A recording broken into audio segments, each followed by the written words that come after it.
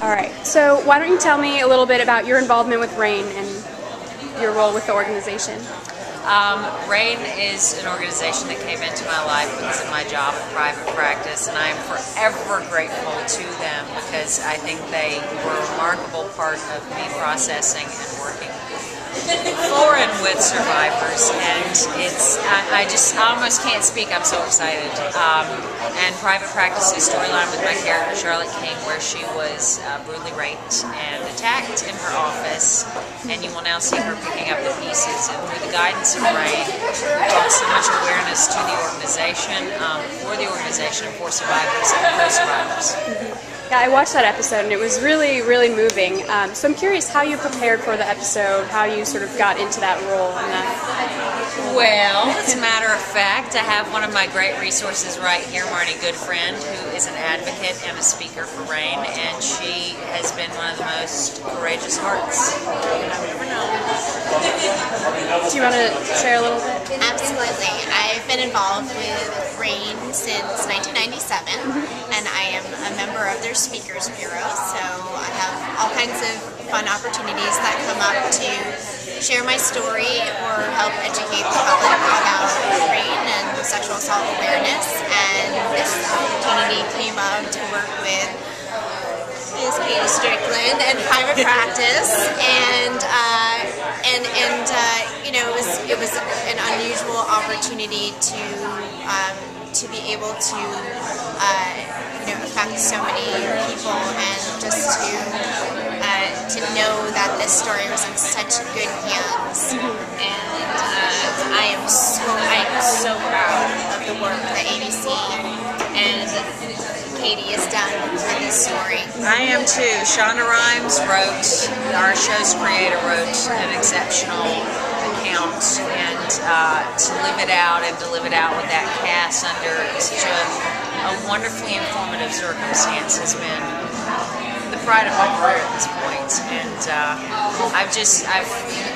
I've found so much love and courage in something that otherwise is a very dark tale to be told, and it's come through RAINN, and it's come through Shonda's words, and it's come through the support that we've seen people get, and the outreach has been extraordinary from shooting the public service announcement for RAINN's National Sexual Assault Hotline. So this has been a very remarkable opportunity and experience. How did you two work together to prepare for the role in that episode? Catherine Hull, I was very specific about the type of survivor I needed to know for the episode.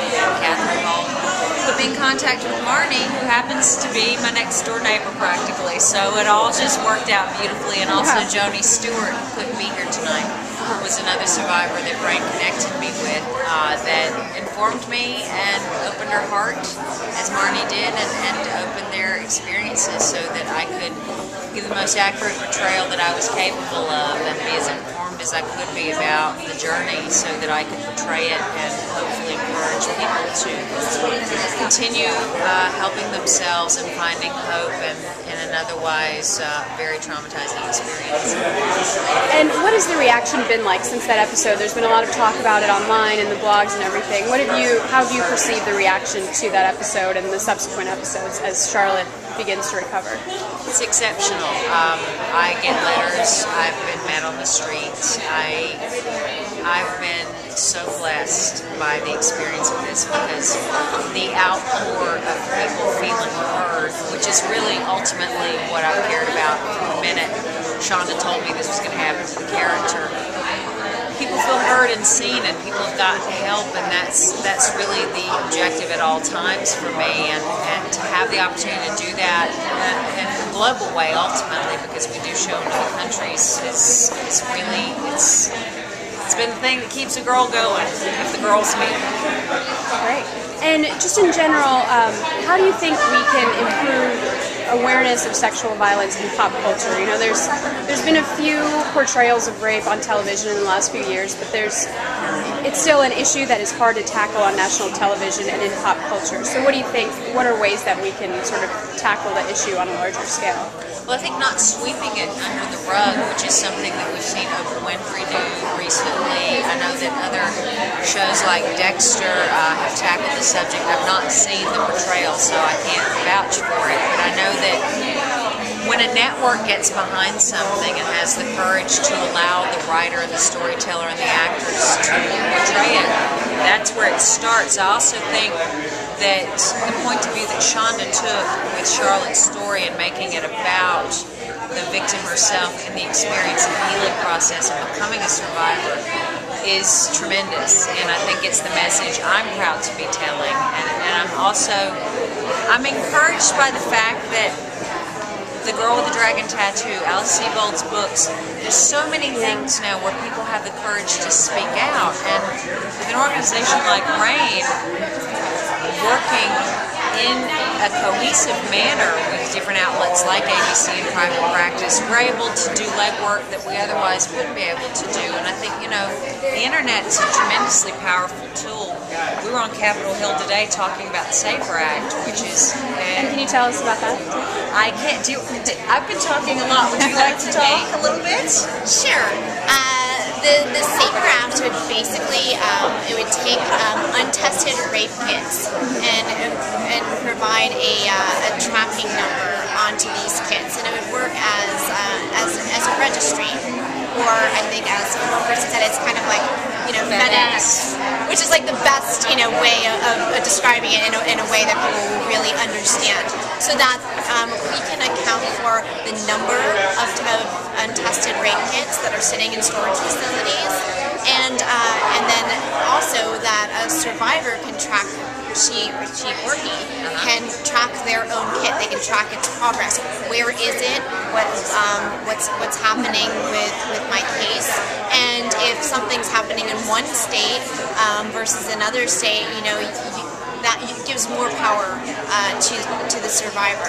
And it's also a real tool in accountability.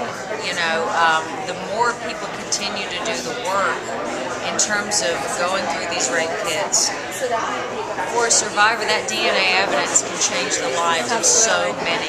It can be a preventative measure, and, you know, DNA has really changed people's lives in a way that I am profoundly grateful that we have the opportunity to meet with Congress and discuss this, because it's really a no-brainer. It doesn't cost any more to do it, and it also really does allow people to make sure that the police are doing their jobs, and that they themselves can eventually heal at a quicker rate if they can take back some of the control that is lost when an attack happens by going to that number and being aware and being accountable with the community and for the community.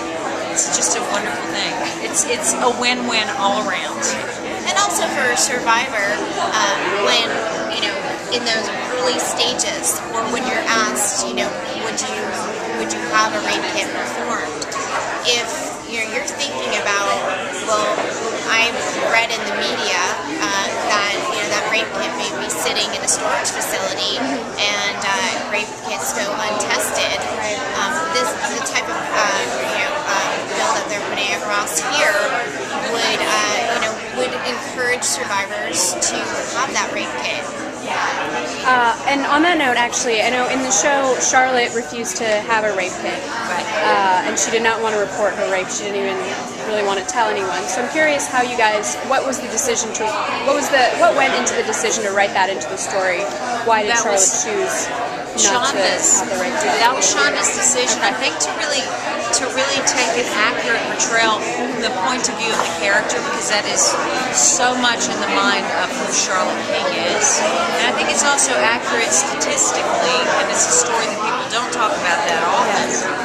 Fortunately, Addison, the character played by Kate Walsh, does the rape kit out of an instinct that Charlotte will, in fact, go back on that moment and be grateful that it was done. Tonight's episode that airs, you will see the results of what happens next, which is really, you know, it's a powerful message, because hopefully in conjunction with the PSA that we shot for RAINN, people will understand the message we're really trying to get across is to take responsibility in a way that will allow you to heal. And in those moments, there's no judgment on what a person chooses to do. Some people don't confront this for 20 years or more. And we're certainly not advocating for people not to report. The advocacy is for people to take their lives into their own hands and move forward. But I think because you've never seen that point of view portrayed in the way that we did, in alignment with who the character is, I think it was the best choice because I think it's very realistic, and that was ultimately what we cared about. Someone with that much of a control issue, someone who's had it happen in the workplace, who frankly in those moments is in shock and denial. Her whole world is crashing. I mean, that happens. So I was pleased that not only did we tackle that to show that it happens, but we advocated to make the choice to go forward and to give help. And the other thing, you know, when you go back into the SAFER Act, there's anonymity in that. There's anonymity in going to RAINN and going to the website, to the online registry. I mean, for people that can't speak out and that can't quite catch up to the reality that's happened to them in those very recent moments after the attack, it gives them an opportunity to be heard without having to necessarily speak it, which is also a huge thing. I mean, some women and men, when they're attacked, literally can't speak. So it's not, you know, an uncommon phenomenon, I don't believe, not in at my all. research. Not at all. And also, you know, most people would not have the information and insight that Charlotte's character has. You know, she knows what's involved with her kid. She knows what's involved with people knowing, you know, so she's coming from maybe a unique or specific vantage point. So I thought it was the right choice for Charlotte's character. And also, and I don't know if the show will get into this at all, but it shows that even though a rape kit does take an hour to an hour and a half to go through the entire kit, if you're not able to go through the entire process, if you can give a little bit or whatever you can, and say yes to that, then they at least have something to work with. Yeah, you can see that we had something to work with. Not to tell you too much, but